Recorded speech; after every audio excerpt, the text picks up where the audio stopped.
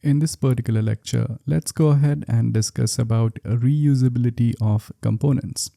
So we have already discussed what exactly a component is, how to create a component, and we have also learned that components are reusable. So let's discuss how exactly components are reusable. So React encourages developers to break down their user interface into multiple smaller UI components, and these are exactly what those components are. So up until this point, we have created one component, which is hello.jsx, and this is what that component currently looks like. Now the question is, why exactly do you need to break down your React code into such components? Can't you just go ahead and write all of your code into this one single application, which is app.jsx? So the reason why we use components in React is because of these specific reasons. So the first reason for using components in React is the modularity of code. So using components makes your application modular such that you have multiple modules or sections inside of your application. And each component kind of acts like a module, and it provides a specific UI functionality, and managing such an application becomes quite easy. So for example, as your application is comprised of multiple modules, you could manage every single of those modules instead of managing that entire application. So for example, if you take a look at this hello component right here, this hello component only does one thing, it does only one job, and you just need to ensure that this hello component does its job well. And therefore, if your application has, let's say, hundreds of components, you just have to manage them individually. The next thing about components, which kind of makes them reusable, is that once you make a component, you could reuse it anywhere in your code. So for example, let's say you create another component like a button. So obviously, if you're building an application, your app might have multiple buttons. So you could simply create one button component inside your components folder, and then you could use that button component as many number of times as you want. So we are going to take an example of that by reusing this hello component. But for now, let's discuss the third aspect why we use components. So the third reason why we use components is testing. Now, as these components are isolated from one another, that means, let's say if one component is not dependent on the other components, they could be tested really well. So you could test each single one of the components one by one, and you could ensure that each of the component works well. And if you could ensure that every single component works well, that means your entire React application is going to work absolutely fine. The next reason why we use components is because of abstraction. And by abstraction, we simply mean hiding away the ugly details of implementation. So let's see this abstraction live. So if you take a look at this app right here, we have used this hello component right here.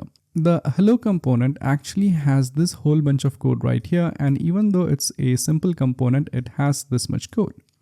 Now imagine that you have a complex button component right here which has a whole bunch of code inside of it.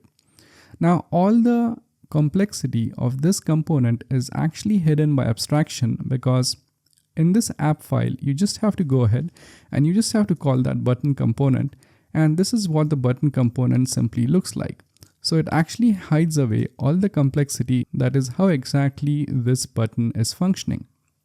So all of that is actually abstracted away, and therefore it's highly encouraged that you use components or create multiple components in a React application.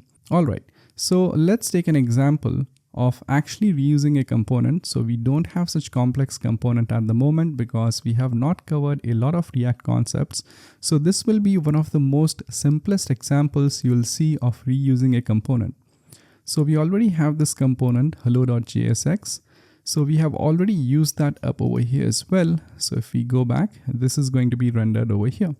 So to keep things simple, I'll simply go ahead and let's change this component's content to something like hello, and let's add some name like Mike.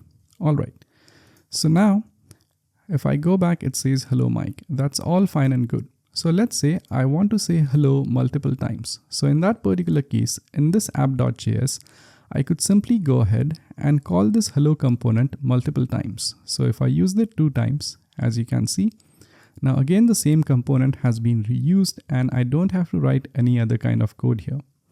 I could paste it as many number of times as you want. And there we go. What this basically does is it takes the code which is returned by the JSX here and it simply replaces that code over here. So this is how you could reuse a component by simply defining the component once and then using it as many number of times as you want. But now you might have a question in your mind, and that question is, using components this way doesn't make much sense because what's the point in saying hello to Mike 5 times? It doesn't make any sense. This would have made much sense if we could say hello to different people here. So that basically means in our component, instead of saying hello Mike, let's say I want to change the name every time I basically call that particular component. But right now, if you take a look at our component, it is pretty much static. That is, it's always going to say hello Mike and it's not going to say anything else. So now the question is, if the component remains static like that, then what's really the point of using that component or reusing that component? You cannot reuse a component if your component is static.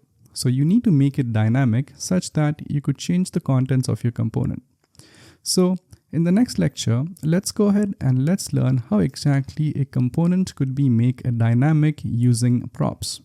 So let's discuss what exactly are props in the next lecture.